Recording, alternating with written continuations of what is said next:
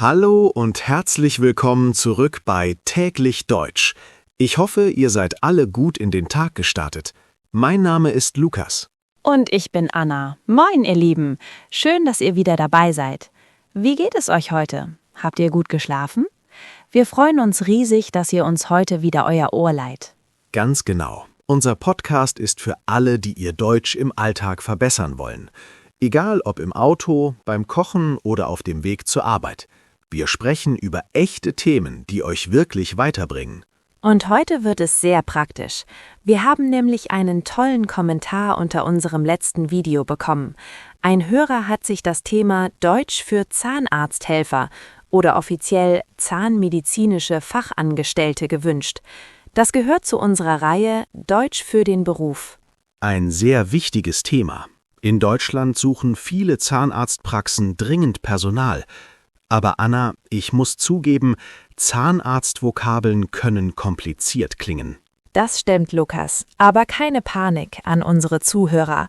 Ihr müsst heute nicht jedes einzelne medizinische Wort sofort verstehen. Das ist ganz normal. Hört einfach auf den Kontext, lasst die Sätze auf euch wirken und entspannt euch, wenn ihr etwas nicht versteht. Könnt ihr später immer noch ins Transkript schauen. Richtig. Das Wichtigste ist, die Struktur eines Gesprächs in der Praxis zu verstehen. Für die heutige Folge haben wir uns etwas überlegt. Ich übernehme heute die Rolle des Organisators. Ich achte auf die Instrumente, die Computerarbeit und die Abläufe. Und ich bin heute die Kümmerin. Ich konzentriere mich auf den Patienten, die Angst vor dem Zahnarzt und die freundliche Kommunikation. Denn beim Zahnarzt ist Psychologie fast so wichtig wie die Medizin. Das klingt nach einem Plan. Also, Mund auf und los geht's. Fangen wir ganz von vorne an, Anna. Wenn man als Zahnarzthelfer oder Zahnarzthelferin arbeitet, beginnt alles am Empfang. Hier muss es schnell und ordentlich gehen. Aber auch herzlich, Lukas. Der erste Eindruck zählt. Wenn ein Patient reinkommt, sage ich nicht sofort Name, sondern Guten Morgen, schön Sie zu sehen. Natürlich, aber danach brauche ich sofort die Versichertenkarte. Ohne die elektronische Gesundheitskarte läuft in Deutschland nichts. Ein typischer Satz wäre: Haben Sie Ihre Versichertenkarte dabei? Genau. Und dann müssen wir oft Termine machen. Lass uns das kurz üben, Lukas. Stell dir vor, das Telefon klingelt. Ich bin die Assistentin am Empfang, du bist der Patient mit Schmerzen. Okay, ich rufe an. Ring, ring. Zahnarztpraxis Dr. Müller, guten Morgen, Sie sprechen mit Anna. Was kann ich für Sie tun? Guten Morgen, hier ist Lukas Meier. Ich habe furchtbare Zahnschmerzen. Oh, das tut mir leid, Herr Meier. Seit wann haben Sie die Schmerzen denn? Seit gestern Abend. Es pocht richtig stark. Okay, dann müssen Sie heute noch vorbeikommen. Können Sie um 11:30 Uhr hier sein? Wir schieben Sie dazwischen. Ja, das schaffe ich. Vielen Dank. Gerne. Bitte bringen Sie etwas Wartezeit mit, da es ein Notfalltermin ist. Bis gleich. Stopp. Das war sehr gut, Anna. Du hast 2 wichtige Dinge gesagt. Wir schieben Sie dazwischen und bitte bringen Sie Wartezeit mit. Das ist essentiell. Ja, dazwischen schieben bedeutet, der Kalender ist eigentlich voll, aber wir machen eine Ausnahme. Und für mich als Organisator ist wichtig, ich muss wissen, wo es weh tut. Oben rechts, unten links, das trage ich dann in den Computer ein. Jetzt gehen wir ins Behandlungszimmer. Der Patient, Herr Meier, sitzt schon auf dem Behandlungsstuhl. Viele Patienten sind hier sehr nervös. Bevor der Arzt kommt, ist es deine Aufgabe als Assistentin, alles vorzubereiten. Das nennt man das Tray vorbereiten. Auf dem Tablett müssen die Standardinstrumente liegen. Welche sind das, Lukas? Du liebst doch Ordnung. Absolut. Wir brauchen immer 3 Dinge: den Spiegel, die Sonde und die Pinzette. Das ist das Besteck für den Zahnarzt. Klingt wie im Restaurant, aber essen will man damit nicht. Nein, die Sonde ist dieses kleine, spitze Metallinstrument, mit dem der Arzt prüft, ob der Zahn hart oder weich ist. Und der Spiegel hilft, in die Ecken zu schauen. Während du die Instrumente legst, binde ich dem Patienten das Lätzchen um. Das ist dieses Papier, damit die Kleidung nicht schmutzig wird. Ich sage dann oft, machen Sie es sich bequem, der Doktor kommt gleich. Ein weiteres wichtiges Gerät ist der Sauger. Oh ja, der Sauger. Ich erkläre das mal mit einer Metapher. Der Sauger ist wie ein kleiner Staubsauger für Wasser. Wenn der Zahnarzt bohrt, nutzt er Wasser zur Kühlung. Der Sauger muss dieses Wasser sofort wieder aus dem Mund holen, sonst verschluckt sich der Patient. Das ist eine Kunst. Man muss saugen, ohne die Zunge oder das Zahngefleisch einzusaugen. Das tut nämlich weh. Man muss sehr vorsichtig sein. Richtig. Man sagt dazu oft: Bitte halten Sie den Kopf etwas nach links, damit das Wasser in die richtige Richtung fließt. Jetzt kommt der unangenehme Teil für viele Patienten. Die Behandlung beginnt. Hier muss die Kommunikation zwischen Arzt und Assistent perfekt sein. Oft spricht man gar nicht viel, sondern gibt nur Handzeichen. Aber der Patient braucht klare Anweisungen. Typische Sätze sind: Bitte den Mund weit öffnen oder bitte kurz zubeißen. Und wenn gebohrt werden muss, braucht der Patient oft eine Betäubung. Das ist die Spritze. Lukas, genau hier kommt mein Empathiepunkt.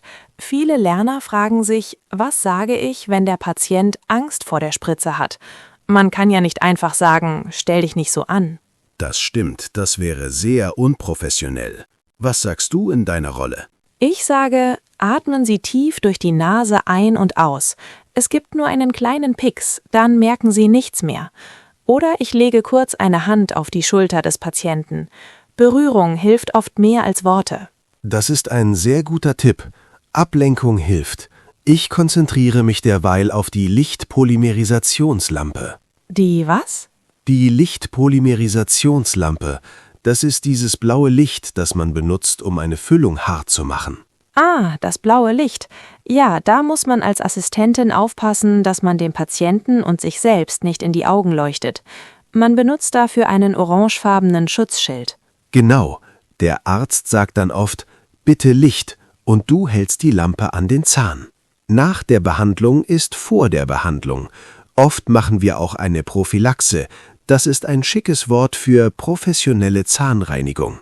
Da wird Zahnstein entfernt und die Zähne werden poliert. Danach fühlen sie sich ganz glatt an. Bevor der Patient geht, kommt noch ein ganz wichtiger kultureller Punkt, der typisch für Deutschland ist. Anna, erklärst du's? Ja, sehr gerne. Das Bonusheft. Das ist ein kleines Heftchen aus Papier. Jeder gesetzlich versicherte Patient in Deutschland sollte das haben. Warum ist das so wichtig? Wenn man einmal im Jahr zum Zahnarzt geht und einen Stempel in dieses Heft bekommt, zahlt die Krankenkasse später mehr Geld dazu, wenn man mal Zahnersatz, also zum Beispiel eine Krone oder Brücke, braucht. Genau, das ist ein Sparsystem. Als Assistentin fragst du am Ende fast immer: Haben Sie Ihr Bonusheft dabei? Und wenn der Patient Nein sagt, sagt man: Kein Problem, wir tragen das beim nächsten Mal nach. Puh, das waren viele Informationen. Wir haben eine ganze Behandlung durchgespielt. Lass uns die wichtigsten schwierigen Wörter noch einmal wiederholen. Ich nenne das Wort und du erklärst es ganz einfach, Anna. Alles klar, ich bin bereit. Wort Nummer 1: Die Betäubung. Eine Betäubung ist eine Medizin, die den Schmerz ausschaltet. Beim Zahnarzt meistens eine Spritze. Danach fühlt sich die Wange taub und dick an. Sehr gut. Wort Nummer 2: Der Zahnstein. Zahnstein ist ein harter Belag auf den Zähnen. Man kann ihn nicht mit der Zahnbürste wegputzen. Der Zahnarzt oder die Assistentin muss ihn mit Instrumenten entfernen. Richtig. Wort Nummer 3: Röntgen. Röntgen bedeutet, ein Bild von den Knochen und Zähnen zu machen. Man sieht damit, was im Zahn oder unter dem Zahnfleisch passiert. Man muss dabei eine schwere Schürze tragen. Und das letzte Wort: Die Füllung.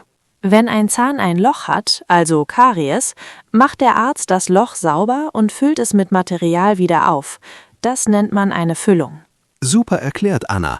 Damit sind wir am Ende unserer kleinen Reise durch die Zahnarztpraxis. Ich hoffe, ihr habt jetzt weniger Angst vor dem nächsten Zahnarztbesuch. Oder vielleicht habt ihr sogar Lust bekommen, in diesem Beruf zu arbeiten. Es ist ein Beruf mit viel Verantwortung, aber auch viel Kontakt zu Menschen. Wir fassen kurz zusammen. Freundlichkeit am Empfang ist der Schlüssel. Im Behandlungszimmer müsst ihr die Namen der Instrumente kennen: Spiegel, Sonde, Sauger. Und vergesst niemals das Bonusheft. Und wenn ihr den ganzen Dialog noch einmal in Ruhe nachlesen wollt, um die Vokabeln zu lernen, dann besucht unseren Blog unter germandailypodcast.blogspot.com. Dort findet ihr das komplette Transkript. Und wenn euch diese Folge geholfen hat, dann gebt uns bitte einen Daumen nach oben, abonniert den Kanal und teilt die Folge mit euren Freunden. Das hilft uns sehr. Meine Frage an euch für die Kommentare ist heute: Geht ihr gerne zum Zahnarzt oder habt ihr Angst? Und wie heißt Zahnarzt in eurer Muttersprache? Schreibt es uns unten rein. Bleibt gesund und putzt eure Zähne.